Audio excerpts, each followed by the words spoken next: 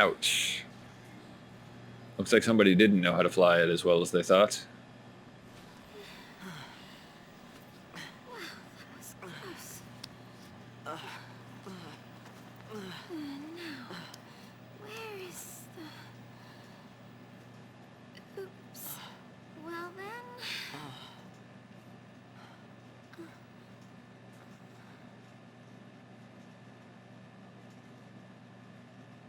Guess it's just us.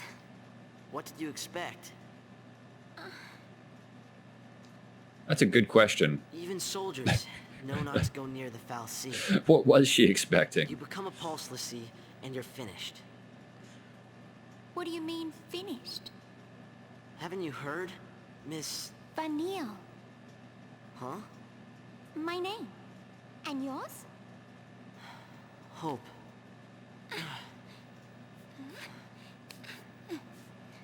Thank you. What were we thinking? Well, since we're here, let's look around. So dumb.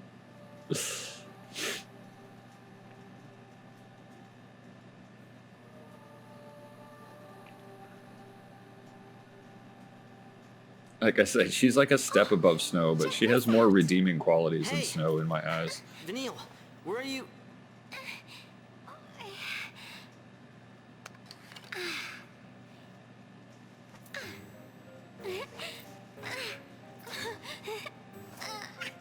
Well? That's, My thoughts exactly. That's,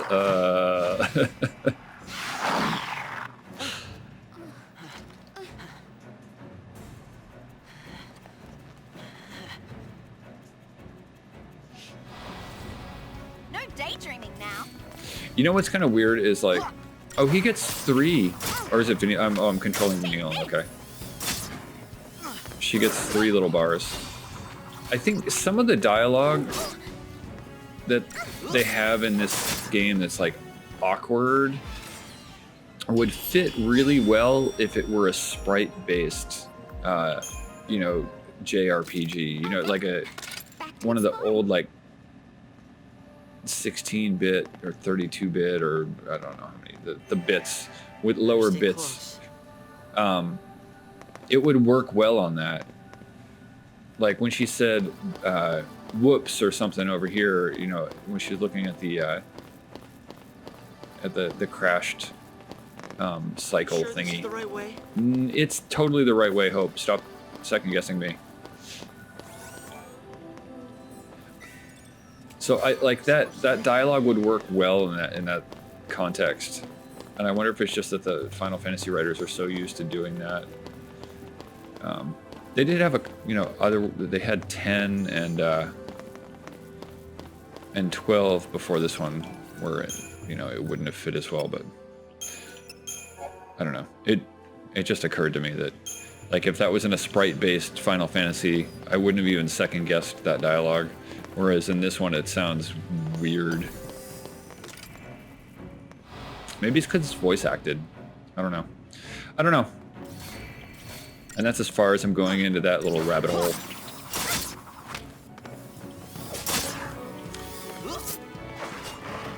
So these are bioweapons then. That was once an actual panther. Well, that wasn't scary at all. And then been bred to be a killing machine for Psycom or whoever. I thought we thought it was empty. Preemptive strike.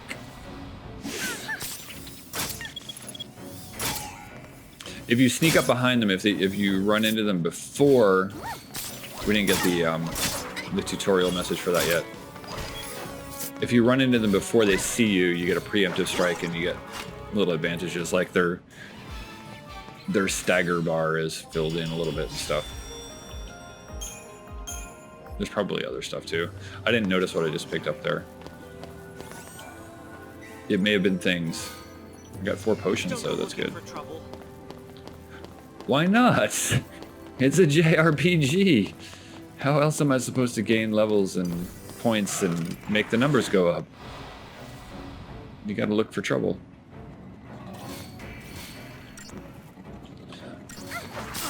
Hope is a character that I do like.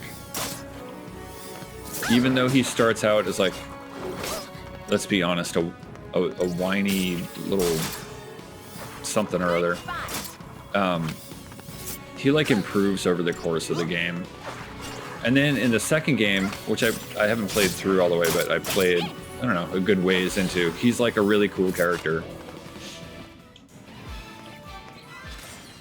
So I like him. Only because I know what's coming in the future. Deceptisol. Oh, right. How do I access that? It's like that button. Oh, that must have been the other thing I picked up. Okay. So you can use those shrouds to, before a fight. It'll buff you. This one is basically guarantees you a preemptive strike. They can't see you when you're coming. And they can't see you coming, is what I would say if I knew how to speak. Oh, and here we go, the preemptive strike. Basically, if the warning sign pops up over your head, you've been spotted. If it doesn't, you get a preemptive strike. And Zwerg Scandroids can't see hardly anything. They can only see out of the little, like, the blue thing at the top of their heads there. So they're supposed to be easy to get a preemptive strike on. It's really like a moot point, though, because they're so easy anyway. I'm just going to kill them anyway. No daydreaming now. But it's the day, and I'm tired, and I'd like to dream, please. And done. Yeah, see, you don't really need a preemptive strike on these guys at this point in time. Later on, some of the enemies, it's very handy to have a preemptive strike. Oh, more Deceptisol and some torn leather. Yeah, I mentioned earlier the crafting system. The crafting system, I mean, it's not terribly complex. Basically, you add. Hold on, I want to equip the Iron Bangle. Who has the? You have 350. Oh, you need the Iron Bangle because you have like no hit points. Okay, there we go. Basically, you add an item to your weapon or armor or whatever, and then it improves the stats. But they have two different types, so you have to add a multiplier item, which doesn't improve the stats all that much, but then multiplies the increase in stats of the regular items. So you apply a multiplier with one item, and then you apply the stat increase with another item, and then it reaches a maximum level, and then you have to apply a third type of item, which is a catalyst, which changes it into a different type of item altogether. This is generally speaking for the weapons. And the thing is that there's like, I don't know, 6 different paths. I don't know. There's a bunch of different paths that you can take the weapons down, but they can only go down one path at a time. And if you're looking for like a certain ultimate weapon, you have to be careful about which items you use to level up your weapons and stuff like that. I'm not going to bother with any of that. I'm just going to level them at random. Not so much. You really don't get it. That's the beauty of ignorance being bliss. Pulse Falsey and Lissy are bad news. That's why Cocoon kicked them out. Live too close to the Falsey, one-way ticket to Pulse. That's the purge in a nutshell. If they catch us here, they'll purge us too. And What's then... your problem? What's my... Pulse is hell on Earth. It's not so bad. We'll be okay. Calm down. We'll be okay. Get off me. Sarah? Huh? Can you hear me? Where are you? His arch nemesis is here. In the same building.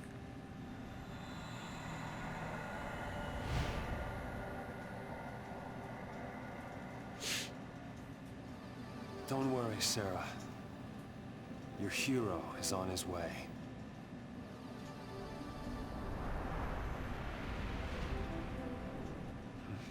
Yeah, Snow I just plain old don't like. What that's for.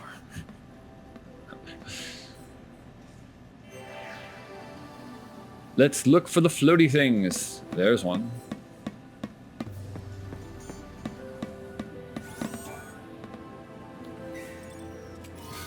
Two potions.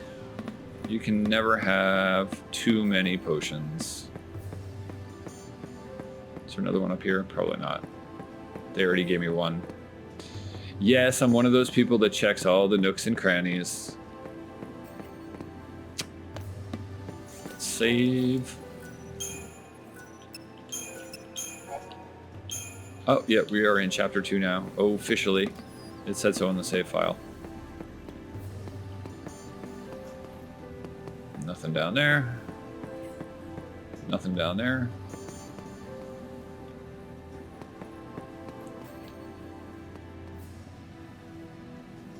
Wonder if did he fly in from the top there? Like he came in on a motorcycle too, right? That was his mode of transport to get here. His motorcycle seems to have just disappeared. I wonder if he just landed on the roof and jumped down.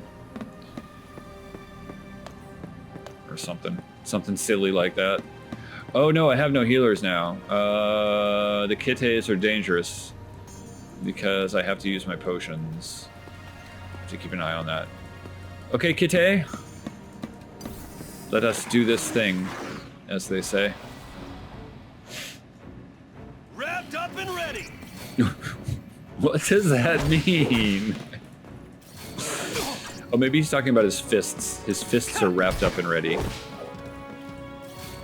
Since he is a puncher of faces.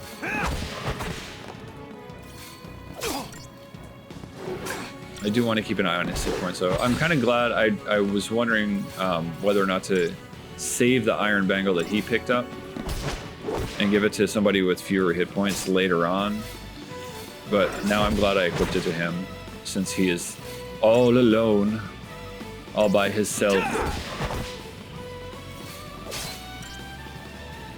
Having to take on Kite's solo. We made it though. We're still breathing.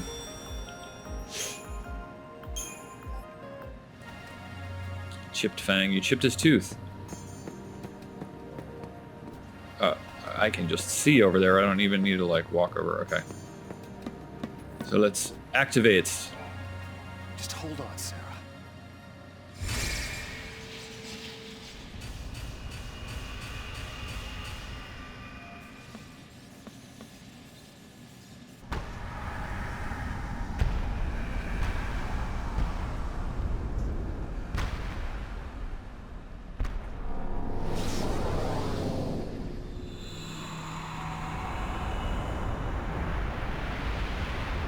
I have to think that the engineers of this place were not going for efficiency or functionality. They were aesthetic engineers. Because it sure is pretty.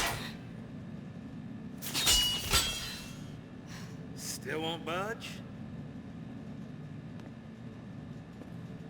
I think the door's winning. Why didn't I listen? Beg your pardon? It was me. This is my fault. Beg your pardon? Cover your ears.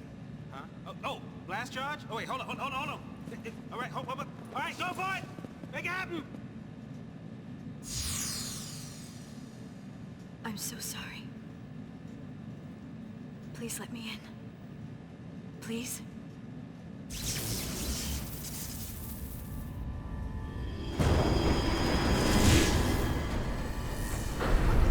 Hey!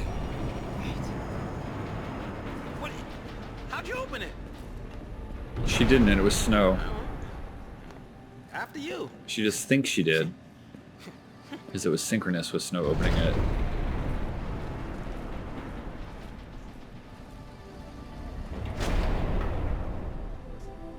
At least that's how I read it. Tell me in the comments if you think I'm wrong. such a silly thing to say. Shrouds are special single-use aerosols that can only be used outside of battle and grant the party tactical advantages. Fortisol and Aegisol bestow their bonuses at the start of battle. So those are like buff things. That was a thing I pulled in from the left side of the screen earlier. Deceptisol, on the other hand, shields the party from enemy detection, eliminating any concerns of being spotted and attacked. It is useful for avoiding combat and also for launching preemptive strikes. Enemies like Pantherons, whose field of vision allowed them to monitor wide areas, normally turn hostile and display warning icons as soon as they are approached. Apply a spray of Deceptisol, however, and you'll have no trouble getting a preemptive strike. To open the Shroud menu, press it's actually left bumper while exploring. Select a Shroud with a directional pad. What's interesting to me is that like all of the control icons are my computer keyboard except for the directional pad. Like what? I don't know. That amuses me. And then press enter to use it, or X or A or what depending on the controller you're using. To close the menu without using a Shroud, press tab or BS, the BS button. Shroud effects wear off after a brief duration, so be sure to time their application carefully. Suppose folks can learn a thing or two about interior design. I'm going to hold off on the data log too, because I feel like we read a lot of data log earlier. I might read some more later. There you go, stomping off on your own again. Well, you can follow me. Nothing is preventing you from following me, Sass. Now, they'd like me to use a Fortisol. They didn't happen to give me an extra one, did they? Or a Deceptisol. 4. I got 4 of them. Shall I demonstrate? Let's try it. We'll just use one. Oh, I'm shrouded. Preemptive strike. Preemptive strike. And then see it, like, you get to stagger everybody all at once. And then you can finish the battle, like, super easy.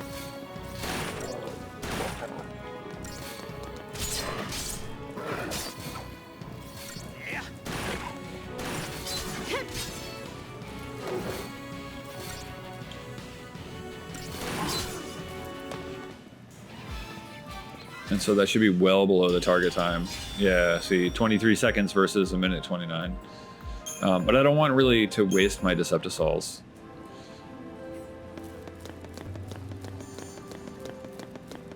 Or use them on these guys. It's not really a waste. Excuse me. As I said, I yawn a lot. It happens. Especially, it's like Sunday morning here. And I had the day off, and it's a wonderful thing, and I refuse to wake up, so that's part of that as well. I'm like totally relaxed right now. I just want to sit back and play a little Final Fantasy 13. And now that I know that I can edit the stuff down, I can just sit here and play it until I'm done.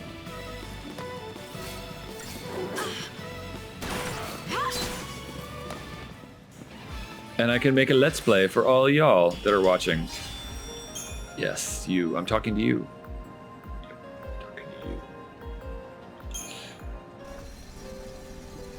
Okay, here are the Zwerg Scandroids.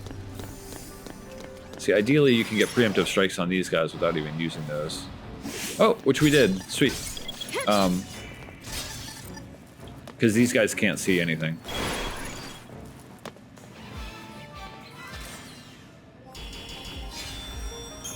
They're like wearing snorkeling goggles all the time. Phoenix Town, good. Okay. If they're called Scandroids, though, wouldn't you expect them to be able to see better? Like if they're they have one job, which is to scan stuff.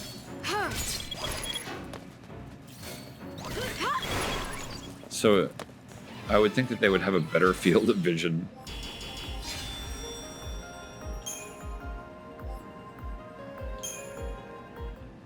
Okay, and these guys didn't have one. Now, Deceptisol would be good on this guy to get him staggered. That's the word I'm looking for, staggered. Stagger. But we're just gonna fight him. Have at ye.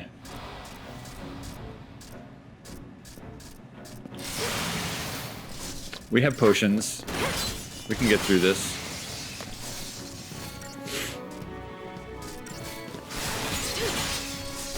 Yeah, just keep targeting Saz, because if you kill Lightning, it's game over. Whereas if you kill Saz, and we go through a Phoenix down. How many Phoenix downs do I have? 6 of them.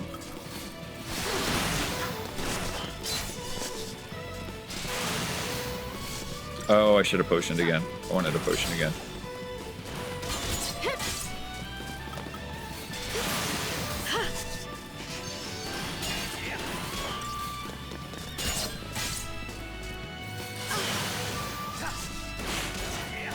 I always end up with a ton of potions because I never use them. Might as well use them. Deceptisol. Oh, I replaced the Deceptisol I used on the Pantherons earlier. I would have replaced the Deceptisol that I used on that guy too, except I didn't use one.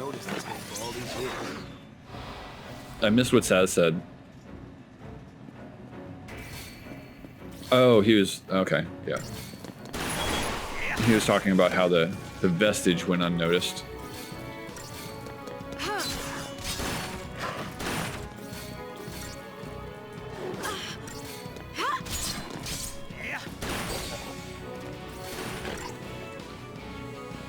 I really do think the battles in this are like probably fun to watch for a spectator.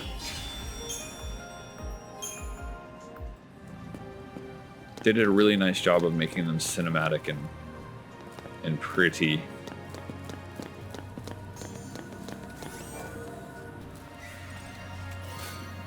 Gladius, ooh, new weapon.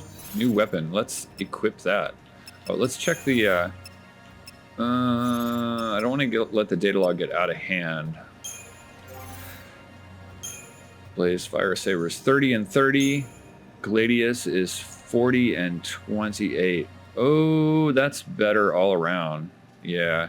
See, here's the thing. Like, yeah, you get certain weapons, and so like you have the Blaze Fire Saber and the Gladius, and those are going to evolve differently. So you have to kind of choose which weapons you want to upgrade and which final weapon you want to have. And I'm really not going to bother with that. I don't know. We'll do it sort of at random.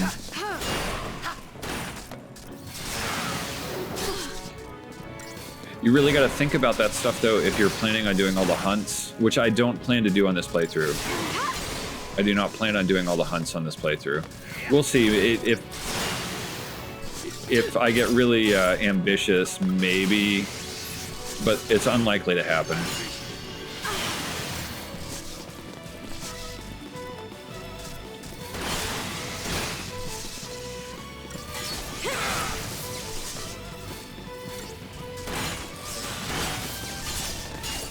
You really gotta like think about your strategery and how you set up your party and stuff, and sort of plan that early to be successful and all that stuff.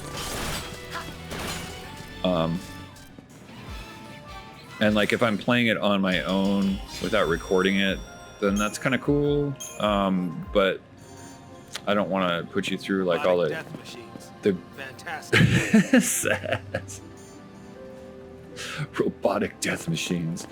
I don't want to put on a let's play like all the grinding and stuff that's involved Those with that. things are still around. Might be some soldiers trapped in here too. Except they'd probably be Lassie by now. Huh? Not even human anymore. Just post-Lassie. Enemies of Cocoon. Can't show them any mercy. No mercy.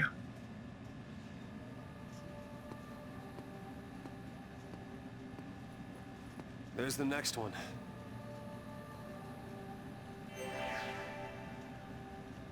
Should we do a data log? Yeah, let's do a data log round here. Otherwise, it will start getting out of hand. Let me just we'll get rid of all these. Air wing. Oh, that's Hope's weapon, and then Vineal's weapon. Okay.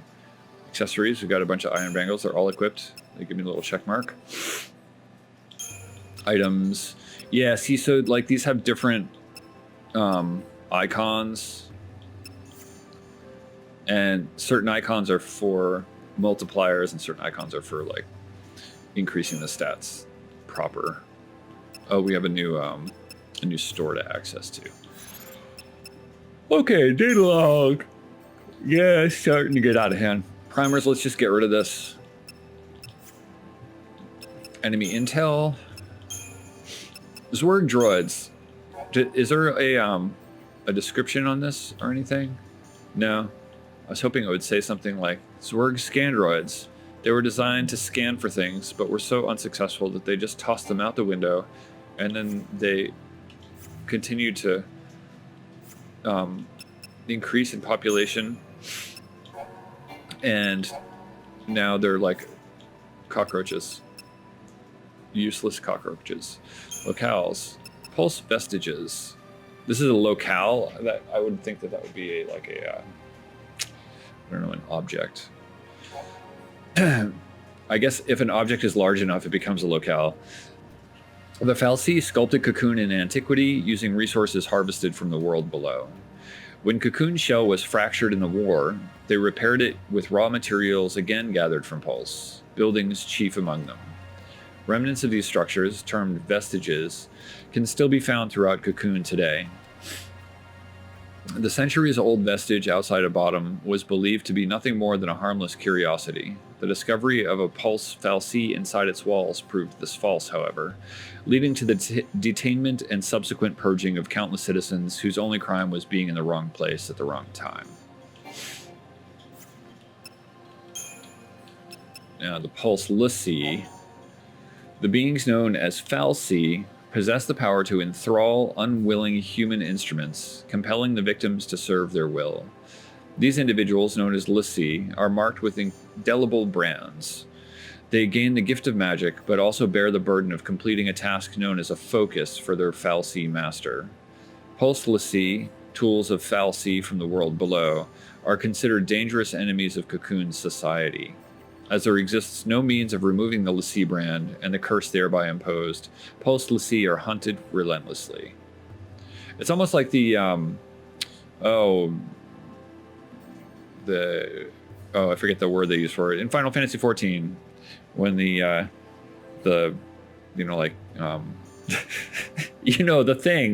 thing I'm talking about, like if Ifrit or somebody. They enthrall their worshippers, and then sort of maybe a little bit like that. It's nothing like that. Day 11 discovery. Oh yes, it was day 11. I did the math. It's right. The Bodum vestige was a minor local landmark, paid little regard. That changed on this night, on day 11. When SciComm discovered that the relic's long-sealed entrance had somehow been opened. A reconnaissance team was sent inside, reporting the discovery of a Pulse fal'Cie before communication links suddenly went silent. Deeming it probable that the soldiers had been made fal'Cie, the Sanctum then resealed the door to the vestige, trapping the team inside. The following day brought public announcement of both the discovery and plans for the purge. So they do not have a no man left behind policy. Chapter 1, Into the Vestige. That's what we did. Snow still cannot shake his feelings of guilt. Despite his efforts to protect the Purge deportees from the Sanctum forces, many have fallen. The death of one woman in particular haunts his thoughts, a mother fighting for the sake of her son, who gave her life to save Snow. In the moments before her death, the woman begged the leader of Nora to take care of her child, but slipped from Snow's grasp without revealing the boy's identity. It was actually not quite as explicit as that. She just said, make sure he gets home or something like that. Take him home or something. So it could have been anyone. It didn't have to be her child. It was just some some person that she knew, possibly. But it's her child. With Godot's help, Snow breaks out of his depression. He figures that if he just goes ahead and protects everyone, then the woman's son will be saved as well. After checking to see if the children are safe, Snow leaves the waning battle to his fellow Nora members and sets off with new determination towards the Vestige. His fiancée is still held captive by the Pulse fal'Cie. A boy watches him leave, eyes filled with rage and loathing. To his grief-stricken mind, Snow is responsible for his mother's death. Fates intertwined. For centuries, a Pulse fal'Cie has slumbered undisturbed on the outskirts of a Cocoon city. On the day the lower world entity is finally discovered, Cocoon's peaceful society is plunged into chaos. The government judges the city's inhabitants to have been tainted by their unwelcome guest and begins a merciless campaign to expunge both the fal'Cie and the corrupted citizenry from the face of Cocoon. Instead of the exile they were led to expect, the civilians face extermination at the hands of the Sanctum army. The people attempt to fight back, but are hopelessly outmatched by the military. Lightning cuts her way through this battlefield, doggedly followed by the desperate Saz. Snow, meanwhile, seeks to rescue his fiancée, and a boy, spurred on by dreams of revenge, pursues Snow with the help of an unusual young lady. Though driven by separate goals, their paths all lead to the same end, the Pulse fal'Cie. That was the end of chapter 1, right before we got into the Vestige. I'm only just noticing now, like, the nice little pictures in the background here. They're cool looking. In Pursuit of Snow. So chapter 2, this is what's been going on pretty much since we started today. Hope has fallen into a panic. In his single-minded pursuit of Snow, he has rushed into the lair of a fal'Cie and is only now recalling the terrible nature of the being that lurks within. The Pulse entity could use its power to curse them, to turn them into l'Cie. Pulse l'Cie are the doomed servants of the fal'Cie who created them, despised and feared by the people of Cocoon. Hope's companion, Vanille, seems unconcerned by this dreadful possibility. Bemused by her indomitable cheerfulness, he nervously follows her in search of Snow. He didn't seem bemused by her at all. That I would argue that term is not used correctly there. It was Snow who convinced his mother to fight. It was Snow she was protecting when she died, and it is Snow who must be made to pay.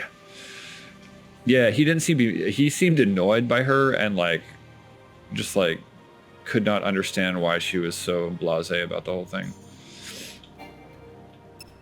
Bemused, though. Where men fear to tread. To the citizens of Cocoon, the lower world of Pulse is a hell rife with unknown terrors, and the recently discovered Pulse fal'Cie is an invader from that hell. Here's one problem with the data log. Like, they repeat this stuff over and over and over again in each of these little vignettes, and that's not necessary. It's really not necessary. You can find the vignettes easily just by going into the data log. You don't have to repeat the lower world of Pulse is a hell rife with unknown terrors, and the Pulse fal'Cie is an invader from that hell. You don't have to repeat that 20 times in each one of the little vignettes. We got that. We got that the first time. In an effort to quell the growing panic in the wake of the entity's discovery, the Sanctum initiates an extreme measure known as the Purge. I never saw that movie, by the way, The Purge. I don't plan to either. I don't know why I felt the need to mention that. Just that it's like one of those, one of those things that everybody seems to have seen and knows about. I even know about it. I've never seen it. Anyway, under this initiative, I digress. Under this initiative, not only is the fal'Cie to be cast out of Cocoon, but all of the civilians living nearby as well. Any person coming into contact with the lower world beings' foul energies could already be corrupted, and no potential enemies of Cocoon can be allowed to remain. The ensuing deportation claims the lives of countless civilians, Hope's mother among them. After witnessing her death and chasing Snow into the Vestige in a blind rage, Hope suddenly realizes that he may soon share the same fate as the Pulse fal'Cie, relocation to the world below. Vanille, however, calmly accepts the situation and lends her support to the distraught boy. Unaware of his young pursuers, Snow begins exploring the arcane halls and chambers of the shrine-like Vestige in search of his captive fiancée, Sarah. I think that's the first spot where we see Sarah's name, actually. Open doors beckon. The Pulse Fal'Cie, an entity that threatens the peace of Cocoon society, holds Snow's fiancée captive. As the determined Snow delves ever deeper into the alien structure, Lightning and Saz arrive at the Vestige after fighting their way through waves of Sanctum forces. The unlikely duo's progress is halted by an impassable gate, which finally opens as if in response to Lightning's whispered words of apology. Well, it wasn't that impassable then, was it? It was a closed gate, a locked gate. Did her plea reach the mind of the Fal'Cie, or was another being responsible for opening the portal? Saz follows the ex-soldier into the Vestige, bemused by the lack of explanation, but driven on nonetheless by a purpose he has yet to reveal. Okay, and though we've cleared out the data log, we can just let that sit there for a little while longer.